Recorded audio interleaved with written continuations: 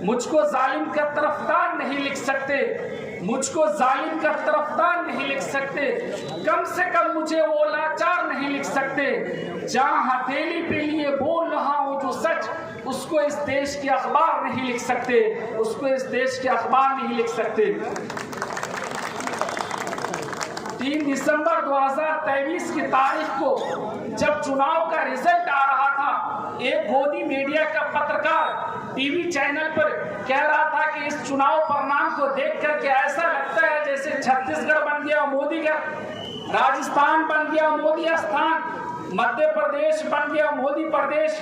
तो मेरा दिल बोला मैं उसके अंदर घुस जाऊं। अगर वो टीवी नहीं रहता तो मैं पक्का उसके अंदर घुस जाता और मैं उनसे सवाल पूछता, अगर छत्तीसगढ़ बन गया मोदी का, राजस्थान बन गया मोदी स्थान, मध्य प्रदेश बन गया मोदी प्रदेश, तो आपकी ये इच्छा है कि आप महाराष्ट्र को बनाना चाहते मोदी राष्ट्र? नहीं बनाना चाहते तो मैं आप सबसे एक अपील करना चाहता हूं। इन्होंने वादा किया था राजस्थान में हमारी सरकार आएगी तो 450 रुपए में सिलेंडर देंगे। महाराष्ट्र में सरकार तो है, तो जब बीजेपी के लोग कागज लेकर के आए तो उनसे ये सवाल पूछना, महाराष्ट्र में 450 रुपए में कब सिलेंडर दे? आप उनसे सवाल पूछो। जब आप उनसे सवाल पूछेंगे तो टीवी पे जो मोदी की गारंटी आ रहा है वो गारंटी आना बंद हो जाएगा। मैं ओपन चैलेंज कहता हूं, अगर भाजपा की 5 गारंटी होगी तो कम से कम वो 1 गारंटी पूरा करेगा।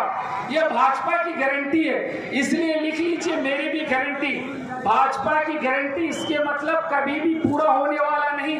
मैं आपको याद दिलाना चाहता हूं, भाजपा की गारंटी थी, मोदी जी की गारंटी थी 15 लाख रुपया बैंक अकाउंट में आ जाएगा। कहां पूरा हो गया? 2 करोड़ नौकरियां दूंगा। किसको नौकरी मिली? सबका साथ, सबका विकास, सबका विश्वास। सिर्फ बीजेपी के एमएलए, एमपी, मिनिस्टर, नगर सेवक का विकास हुआ, बाकी गरीब जनता का कोई विकास नहीं हुआ। मोदी जी की गारंटी थी 2022 तक सबको पक्का मकान मिल जाने का था, मिला क्या? तो कौन सी गारंटी मोदी जी की पूरी हुई मुझे बताओ। मैं कहता हूं इस आदमी को सिर्फ एक ही काम करना आता है, लोगों को बेवकूफ बनाना, इंसान को आपस में लड़ाना। अगर कोई इंसान नहीं मिलेगा तो ये इंसान को नीम के पेड़ से भी लड़ा देगा। आजकल महाराष्ट्र में मराठा को ओबीसी से लड़ा रहे, कभी ओबीसी को मराठा से, कभी हिंदू को मुसलमान से, कभी मुसलमान को हिंदू से। और आरोप किसके ऊपर लगाएंगे? हमारे ऊपर, कांग्रेस पार्टी के ऊपर। जिस कांग्रेस पार्टी ने इस देश को आजादी दिलाई है, जिस कांग्रेस पार्टी ने सरकारी नौकरी की व्यवस्था की, जिस कांग्रेस पार्टी ने लोगों को अधिकार दिलाया, जिस कांग्रेस पार्टी के राज में दलितों को जमीन खरीदने का अधिकार दिया गया, जिस कांग्रेस पार्टी के राज में वोट डालने का सबको बराबर का अधिकार दिया गया, जिस कांग्रेस पार्टी के दौर में संविधान को लागू किया गया, जिस कांग्रेस पार्टी के राज में IIT, IIM, MTech, BTech, MBBS, MS, सड़कें, बिजली, पानी, सारी चीज बनाया गया, जिस कांग्रेस पार्टी ने लोगों को आजादी दिलाई है, वही कांग्रेस पार्टी से पूछते कि बताओ तुम देशभक्त हो कि नहीं? जो लोग अंग्रेजों से बैठकर, अंग्रेजों के साथ बैठकर चाय पे चर्चा करते थे, वो आजकल हमसे हमारी देशभक्ति की सर्टिफिकेट मांगा जा रहा है, वो आजकल हमसे हमारी देशभक्ति की सर्टिफिकेट मांगते।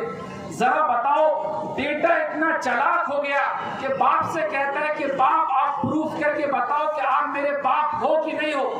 बेटा इतना बड़ा हो गया कि माँ से कहता है माँ आप प्रूफ करके बताओ कि ये मेरा बाप है कि नहीं। जिस कांग्रेस पार्टी ने देश को आजादी दिलाई है, जिस कांग्रेस पार्टी ने सरकारी नौकरी की व्यवस्था की, जिस कांग्रेस पार्टी ने लोगों को अधिकार दिया, उस पार्टी से पूछते कि तुम देशभक्त हो कि नहीं।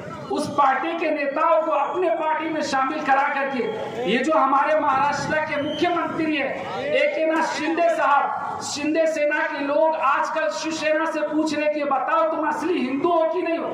कितना अजीब लगता है ना।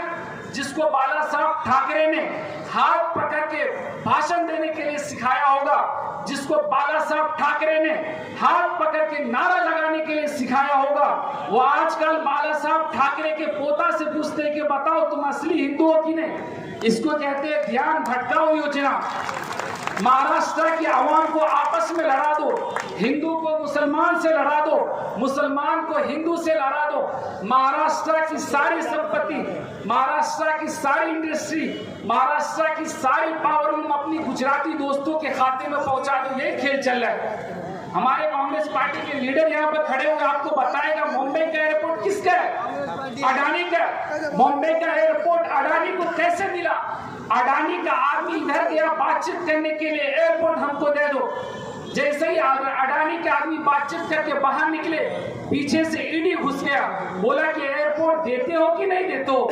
ये ऐसा खेल चला हमारे सामने। जब भाजपा के लोग, जब बीजेपी के लोग देश की बात जोर जोर से करने लगे, तो आप समझ जाइएगा देश की संपत्ति दोस्तों के नाम होने वाली है। देश की जनता को धर्म में उलझा दो, देश की जनता को मंदिर और मस्जिद में उलझा दो, देश की जनता को हिंदू और मुसलमान में उलझा दो, देश की जनता को मंदिर और मस्जिद में उलझा दो।